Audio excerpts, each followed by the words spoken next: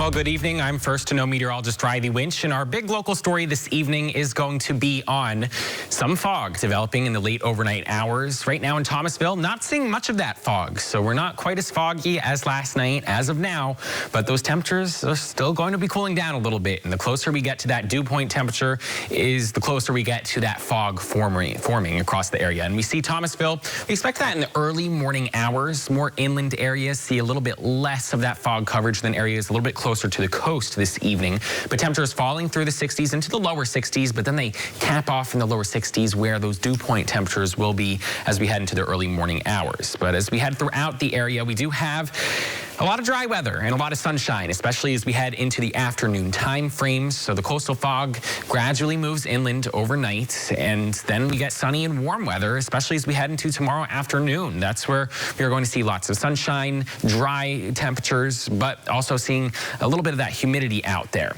Then storm potential comes into play as we head towards the end of the upcoming work week, but we stay on the warmer side throughout the area. This is a frontal system, another one that doesn't quite move its way into our areas. We get that southerly wind flow ahead of that. That helps to moisten up that atmosphere. Notice this low pressure system. Many of your friends up in New York City, a couple inches of snow as we head into the overnight hours. I know my mom and dad out there for a birthday gift for her, and she's seen Wicked on Broadway tonight. So they're going to be looking at some of that snow out there. But we do have a lot of humid air across the area, as that can be indicated by the green.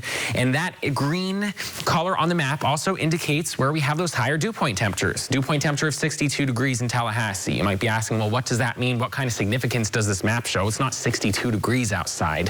What this essentially means, that's the temperature at which once we cool down to that mark, that's when we really start to see that fog form more widespread across the area. But we're not there yet, but as we head throughout the next couple of hours, that's around the mark we will cool down to.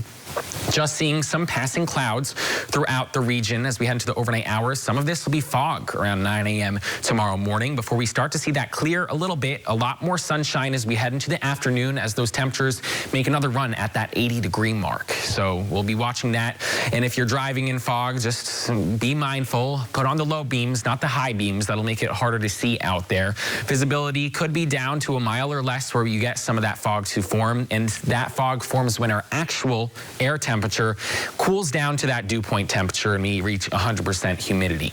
So overnight, we see that fog settling in for more of the region after midnight. Could be earlier in coastal parts of the area, but as we cool those temperatures down into the lower 60s, and a look at the next 7 days, that's where we see those high temperatures getting around that 80-degree mark throughout the next week, but a little bit more cloud cover by the middle part of the week with the greatest chance at some storm coverage coming on Thursday.